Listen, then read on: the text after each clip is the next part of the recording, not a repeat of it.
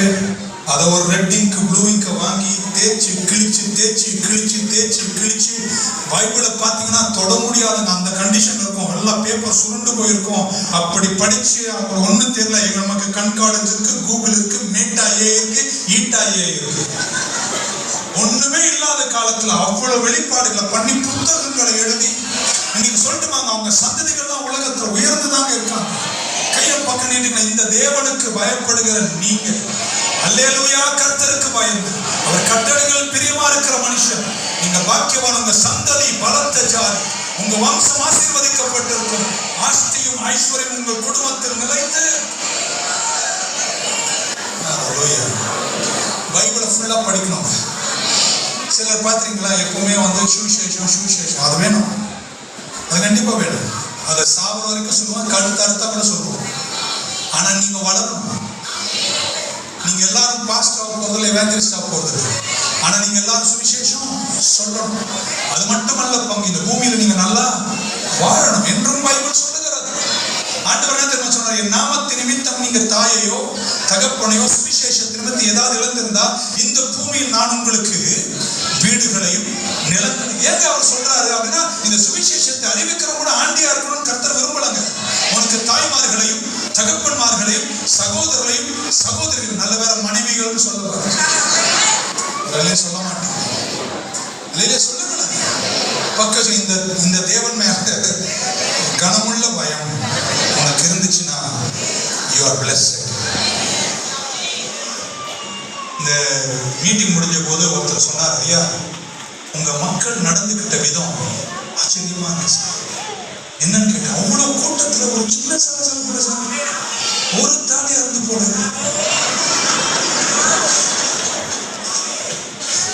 ஒரு செருப்ப திருடல, எல்லாம் உள்ள வந்தாங்க, ரோட்ல இருந்தாங்க, போனாங்க சார். ஒண்ணுமே வந்த மாதிரி தெரியல. நான் தான் சொன்னேன், எங்க மக்கள் கர்த்தருக்கு பயப்படுறாங்க.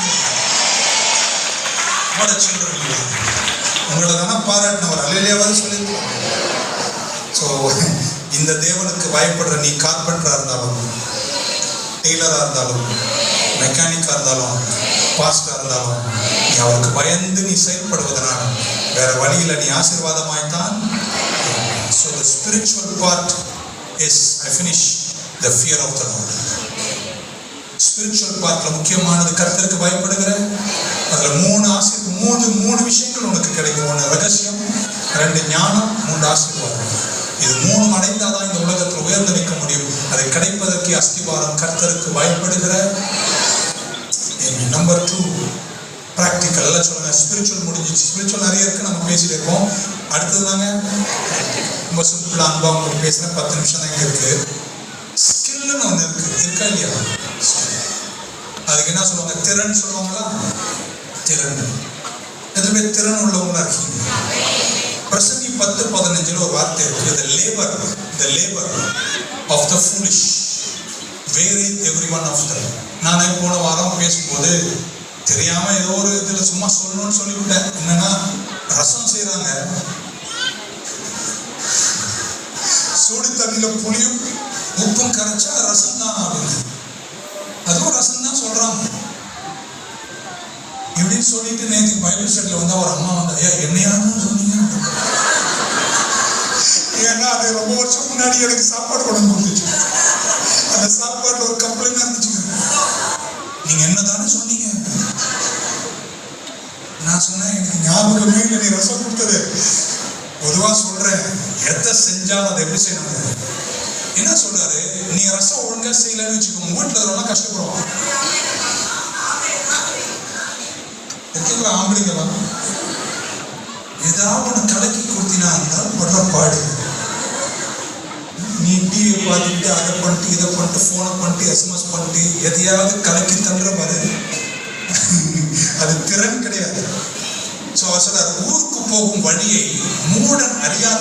ஒரு மூடன் கூட போறீங்க, யார் கூட போறீங்க? இவ்வளவு உஷாரா வாயை திறக்காம இருக்கீங்க. மூடன் கூட போறீங்க, அவனுக்கு என்ன தெரியாதா?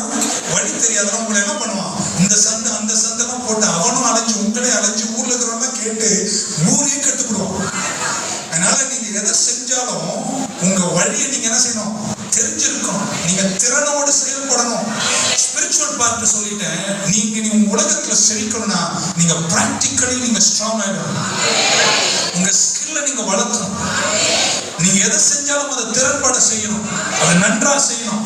20 வருஷம் 30 வருஷம் உழைச்சதுக்கு பின்னாடி அதை பத்தின எந்த ஒரு ஞானமும் இல்லைன்னா நீ செஞ்சுதான் என்ன பிரயோஜனம்? நான் சொல்லட்டுமாங்க, நீங்க எந்த அளவுக்கு திறன் இருக்கணும்னா, நீங்க ஒரு இடத்துல 10 வருஷம் 5 வருஷம் வேலை செஞ்சதுக்கு அப்புறம் உன் அளவுக்கு வேலை செய்யற எவனுமே அந்த ஊர்ல இருக்கவே கூடாது. இது இருந்தாலும் ஒண்ணு இல்லை, இல்லைனாலும் ஒண்ணு இல்லை. நீ இருந்துதான் என்ன பிரயோஜனம்? பண்ணிக்கணும். உங்க திறனை எப்படி நீங்க வளர்த்துக்கணும்னா நீங்க அப்படி வேலை செய்யணும். நீ வேலையை தேடவே கூடாது. அந்த வேலையை செய்யறதுக்கு வேற யாரும் தகுதியே இல்லாத அளவுக்கு நீ தேடினா வேலை செய்யறதுக்கு உன்னை தேடி வந்து கூட்டு போவாங்க. ஒன்னு சொல்லிட்டுமாங்க, என் சர்ச்சில் நிறைய பேர் எனக்கு தெரியுங்க, திறன்ல வளர்ந்தவங்க யாருமே சும்மா இல்லைங்க. அவங்கள நான் பேர்லாம் அப்புறம் சொல்றேன்.